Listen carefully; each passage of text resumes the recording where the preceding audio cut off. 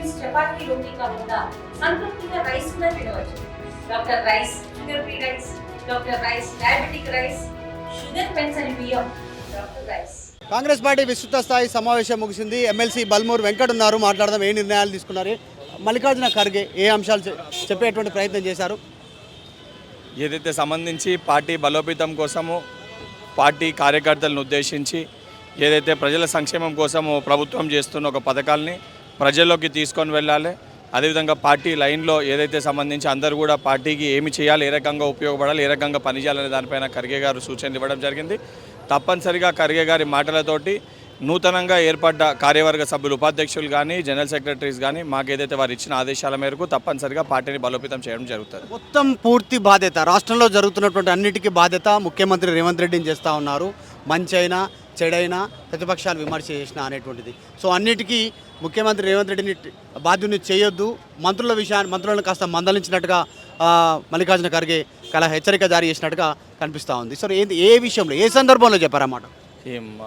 మధు గారు ఏది కూడా పార్టీ ఏది చెప్పినా కూడా పార్టీ లైన్లో అంతర్గతంగా పార్టీ బాగు కోసము ఏఐసిసి అధ్యక్షులు వారు ఇచ్చిన సూచనలు ఏవైతున్నాయో అది పార్టీ బాగు కోసం వారు ఏది చెప్పినా కూడా తప్పనిసరిగా పార్టీలు ఉన్న ప్రతి ఒక్కరం కూడా వారి యొక్క మాటలు శిరసా వహించి ఆ మాటలను కట్టుబడి ఉండి పార్టీ బలోపేతానికి పనిచేయాల్సిన బాధ్యత మా పైన ఉంది.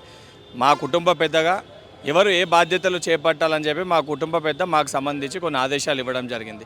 దాన్ని ఉద్దేశపూర్వకంగా దాన్ని వక్రీకరించి దాన్ని వేరే రకంగా మాట్లాడిన విషయాలు ఏవీ లేవు.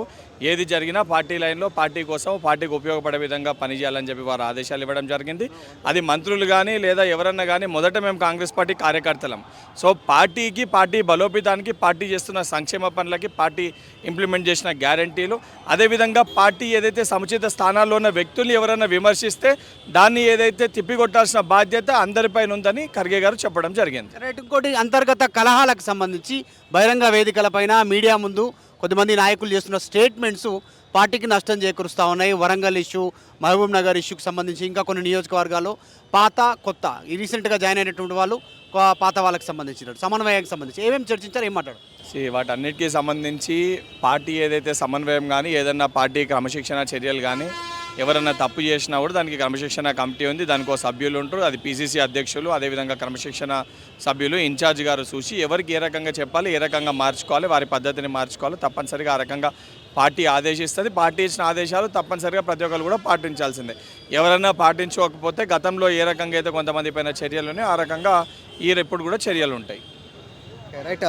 ఎమ్మెల్సీ బల్మూర్ వెంకట్ క్లెయిమ్ చేస్తూ ఉన్నారు, పార్టీ అధ్యక్షుడు చెప్పినటువంటి రూట్లో వెళ్ళడానికి సిద్ధంగా ఉన్నాం, ఎందుకంటే ఒక్కరిపైన బాధ్యత పూర్తి స్థాయిలో వేయకుండా దాన్ని షేరింగ్ చేసుకోవాలి అనేటువంటి ఆ కోణంలో పార్టీ అధ్యక్షుడు చెప్పారు అనేటువంటి అంశాన్ని చెప్తా ఉన్నారు. సో మొత్తానికి పార్టీ బలోపేతం కోసమే ఈ సమావేశాలు జరిగాయి, దానికోసమే చర్చ చేస్తారు, దాని గురించి వివరించే ప్రయత్నం చేస్తారంటున్నారు. వీడియో జర్నలిస్ట్ విజయ్తో Madhu Malkedkar, Hyderabad, Gandhi Bhavan.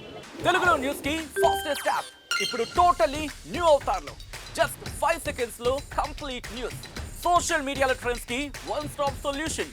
Live TV app voice search option తో ఇప్పుడే డౌన్లోడ్ చేయండి లేదా అప్డేట్ అయిపోండి. యాప్ లింక్ డిస్క్రిప్షన్ లో ఉంది.